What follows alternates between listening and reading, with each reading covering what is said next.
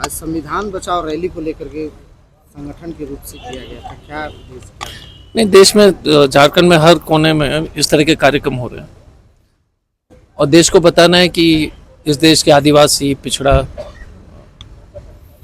अनुसूचित जाति, मुसलमान और सामान्य वर्ग के गरीब बच्चे, ये 90% के आसपास होते हैं और ये किसी के खिलाफ नहीं है। मैं हमेशा कहता हूँ सामान्य वर्ग के गरीब बच्चे हो, SC हो, ST हो, OBC हो, सब बराबर ही है, मुसलमान है, क्योंकि गरीब तो गरीब ही है। ये सब लोग के लिए जब जनगणना की जाएगी तो इनको जो है उस आधार पर संविधान में संशोधन लाएंगे तो आरक्षण का सीमा पार कर देंगे। मेडिकल कॉलेज में जो बच्चे लोग को एडमिशन नहीं मिल रहा है, इंजीनियरिंग में नहीं मिल रहा है, टाटा में, जमशेदपुर में, कंपनीज में जो नौकरी नहीं मिल रही है, आप जुडिशरी में देख लो ना कि जुडिशरी में देख लो, इस देश में पूरे जुडिशरी में अभी तो कुछ बदलाव की कोशिश कर रहे हैं, लेकिन जितने भी हाई कोर्ट के जजेस इस देश में हुए हैं, सुप्रीम कोर्ट में, आंकड़े ये बताती है कि 40 परिवार के बीच में से ये लोग आ रहे हैं। मतलब है कि देश में 40 परिवार के लोग ही तय करें कि कौन जज बनेगा। IAS IPS में भी बड़े बड़े लोग हैं, कुछ गरीब बच्चे लोग जरूर आ रहे हैं, हम ये नहीं कह रहे कि नहीं आ रहे। जब ये जनगणना की जाएगी तो गरीब को जो असली मौका मिलेगा। दूसरा कि याद रखिएगा कि इस देश में अगर आप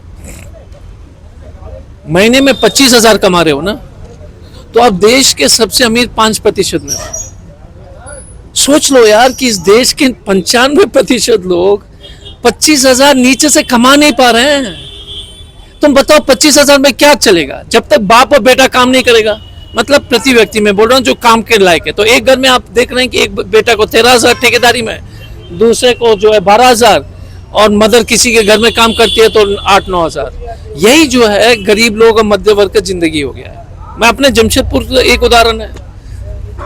तो इसलिए हम कह रहे हैं कि जब तक ये देश की संपत्ति को आप सही ढंग से टैक्स नहीं करेंगे। IPL का मैं शुरू कर लेता हूँ।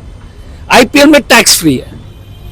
IPL में अगर टैक्स करोगे ना तो देश में कम से कम 200-300 मेडिकल कॉलेज खड़े हो जाएंगे, लेकिन IPL का टैक्स नहीं है। अब बताओ कि IPL में आप क्यों नहीं टैक्स लगाओगे।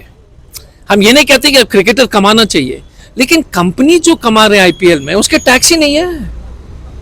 ये किसी को नहीं मालूम है। ये जैश और ये सब BCCI ने जो सुविधा ले लिया है। तो जब तक कि हम गरीब बेवकूफ बनते जाएंगे, टीवी ऑन करेंगे, मैच देखेंगे, लेकिन वो जो मैच में जो हजारों करोड़ की जो कमाई है उस पर कोई टैक्स नहीं है। तो इसलिए हम कह रहे हैं कि जब राहुल गांधी जी और कांग्रेस पार्टी ने जो ये ऐतिहासिक जो है दबाव डाला सरकार पर, लास्ट में मोदी जी जुटे हैं, क्योंकि जनगणना में 2019 में 8,000 करोड़ का जो बजट था। इस साल मालूम है कितना उन्होंने दिया?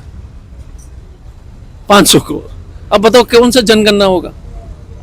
और आपके माध्यम से सभी को एक ही चीज मैं कहना चाहूंगा, याद रखिए इस देश में महिला के चरित्र, दलित और आदिवासी की काबिलता, क्षमता और मुसलमान का देशभक्ति पर हमेशा जो है ना ये गोदी मीडिया लोग सवाल उठाते हैं। ये बस बकवास बंद होनी चाहिए। मुसलमान की देशभक्ति, महिला के चरित्र, आदिवासी, OBC और गरीब लोग के और अनुसूचित जाति के लोग के जो क्षमता, ये डॉक्टर, ये IAS ऑफिसर आदिवासी है तो अच्छा नहीं होगा, ये पिछड़ा है तो अच्छा नहीं होगा।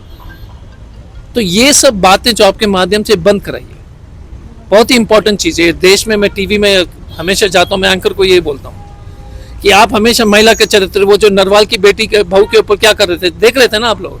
कुछ भी कर देंगे किसी भी महिला, फौजी की बहू पत्नी को भी जो है शीलहरण करने के लिए तैयार है। तो याद रखिए, ladies character, Dalits merit and nationalism of minority, इसके सवाल करना बंद करो। सब देशभक्त हैं, सबके चरित्र अच्छे हैं और सब लोग सक्षम हैं। Thank you.